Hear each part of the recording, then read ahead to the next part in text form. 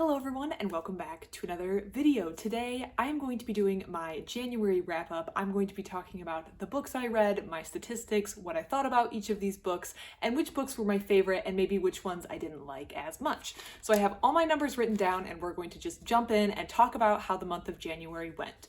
But if you would like to share how the month of January went for you with regard to reading, which books did you read, how many books, and what did you think about them, please put them in the comment section down below. I love to get your guys' comments. So January 2024. This month I read 17 or 18 books. I have to start off right off the bat by saying this because I didn't keep track of my book tracking very well this month. I think I read 17, but my online notes say 18, so I'm going to go with 18 books in January. This may seem like a lot, but I am a very avid reader and I usually actually read more in the winter than I do in the summer. So last January, I believe I read somewhere around 23 or 24 books. So reading 17 or 18, we're going to use the number 18, is a little bit below average for me. However, I expected this. I recently got involved with a rec basketball league, so that's been taking up a lot of my time and also been encouraging me to go to the gym a lot more, so I haven't done maybe quite as much reading as I normally do. However, it was a great month. I had great fun. So 18 books is what I got to in January 2024.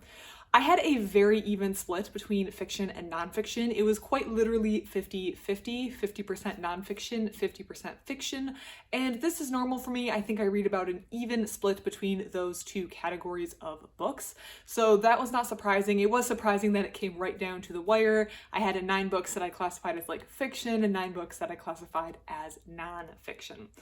So the fiction books, out of the 9 that I'm putting in that category, 7 of them were manga. So I actually wound up finishing a huge series I have been reading and loving for a long time, Haikyuu by Haruichi Furudate.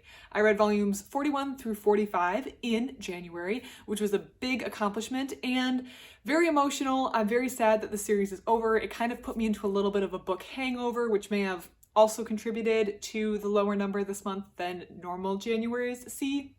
So we do have that going, but I'm glad that it's off my reading list, if that makes sense. On one hand, I'm sad that it's finished, but on the other hand, I've completed this series and I have too many open series hanging out there for me to just have these unfinished series piling up. Loved it. I thought it was a great series and I highly recommend.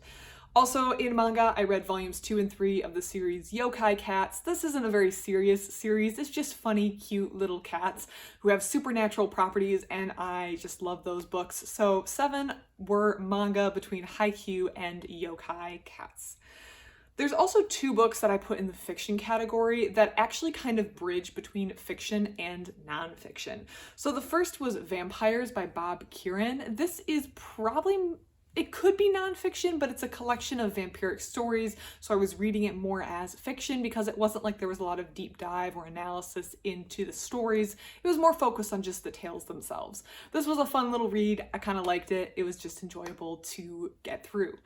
Also, another one that kind of straddles between fiction and nonfiction is Dragons: A Natural History by Carl Schuker. This was just a collection of dragon stories from around the world. Again, it's like fictional stories, but in the nonfiction section of the library because of the way it's being presented, but I felt like it was more fictional, so I'm putting it in the fiction category. So we had 7 volumes of manga and then 2 maybe monster stories, I guess you could call them, between vampires and dragons. Now we're going into nonfiction. So I read 9 nonfiction books, and the first 4 that I'm going to talk about are photography books. Also in here are 2 books that I did not wind up reviewing on my channel, so we'll talk about those as well. First is Ribbon of Highway by Taylor Rhodes. This was a collection of photography from Canada, and I wound up liking it. I felt like it was pretty. I felt like it could have been organized a little bit better, and also maybe could have been a little bit longer because I wanted more. I felt like Canada is such a large country. I believe it is by land area the 2nd largest country in the world behind Russia. So I felt like there could have been more photography, and I felt like the way it could have been laid out could have been more linear.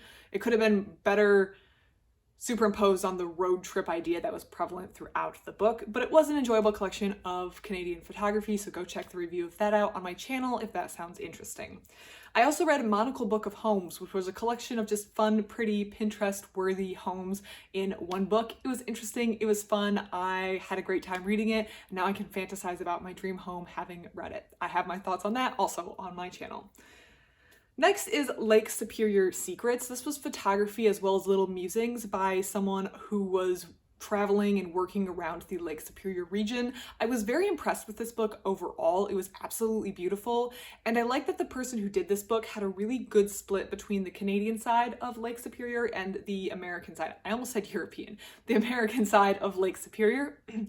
And I think that I rarely see that when I read a book about one of the Great Lakes. I feel like that authors usually have an emphasis on one side or the other, and the photography was beautiful, makes me want to visit, so that was a great book that I read. It was just a small photography collection.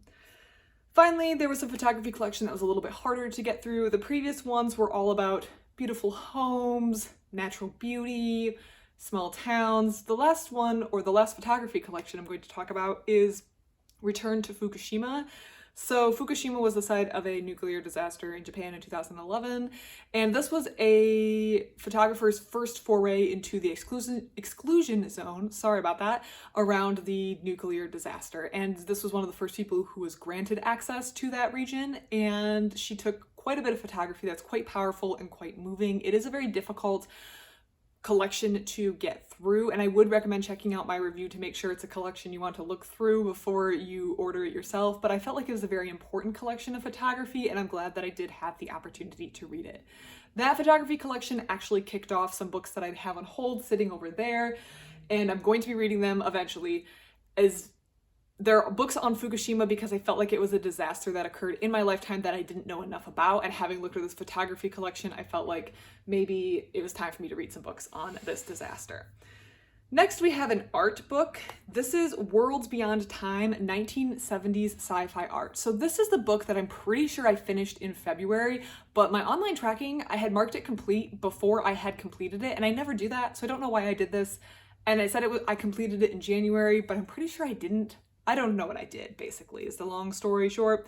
But this was a collection of 1970s sci-fi art. It was fun, it was colorful. I really just recommend getting a copy of this book yourself and flipping through it. It's a conversation starter. It was a little bit nostalgic for me. So get that book, give it a read. It was a great, great book, and I'm glad that I pulled it off the library shelf. That was World Beyond Time, 1970s sci-fi art.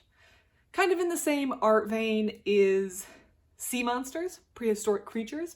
This was a book that was an accompanying guide to a movie that came out in like 2005, but it was an interesting look at different sea monsters, dinosaurs, reptiles that existed hundreds of millions of years ago. So that was a very interesting book. I think it was a little bit dated, but I think it would still be interesting to have little facts and pieces of information for people who may be interested. The art and the animation I felt was dated. The full review is on my channel. For all of these, unless I say otherwise, there is a review of this book on my channel. Just want to put that out there.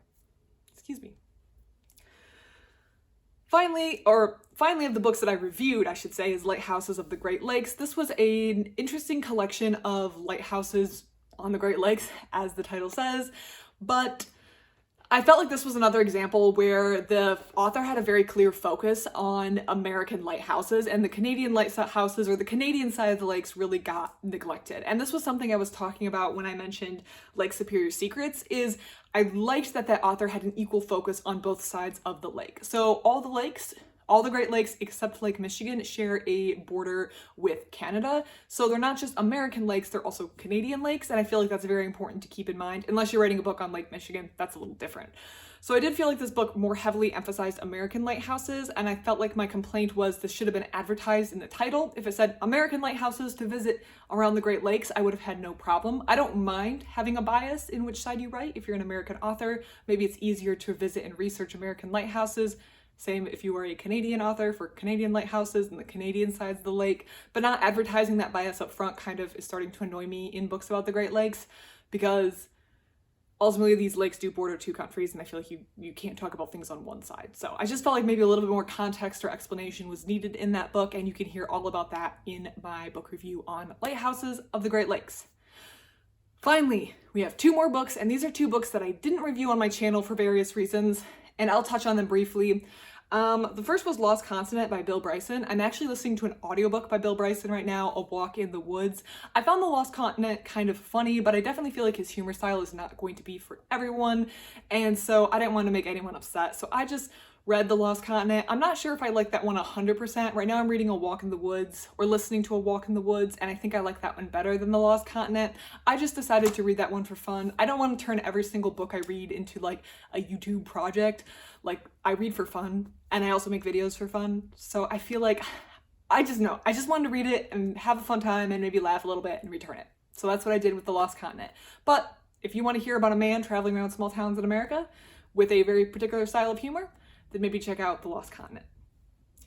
Finally, my book club book. So I am in a book club with my sisters, with my aunt. We have a great time. We meet up, we talk about books, and then we talk about things that aren't related to books for another hour. You know how book clubs go. But it's very fun, and I'm glad I'm in it because it kind of introduces me to books I wouldn't read normally otherwise, although we have read some horrible books in that book club. This one was one I actually enjoyed. It was Into the Wild by Jon Krakauer. It's about Chris McCandless, who went into the Alaskan wilderness and wound up dying. I feel like this book might be very controversial. In a nutshell, my opinions are I enjoyed the book, but I don't necessarily think I do not necessarily like the protagonist of the book, but the book itself was interesting to me, and that's as far as I go because you're not in my book club. And I felt like it was also, again, if a book I feel like is touchy, is political, might have very divisive opinions, I try not to review it because I don't want to be controversial or shock value or anything like that. But I did read Into the Wild by Jon Krakauer. I actually listened to that on audiobook. I didn't read the physical book. So it was enjoyable, it was fun, but I didn't do the review of that on my channel. However, if you've read it, I would love to hear your thoughts on that book in the comment section below. That was my book club book. So those are the 9 nonfiction books, and then of course the 9 fiction books that I read. Everything that I've mentioned in this video, besides Lost Continent and Into the Wild, are reviewed on my channel, so go check that out. And I would love to hear how your January went. So put how your January went in the comment section below. Thank you so much for watching, and I hope you have a great rest of your day.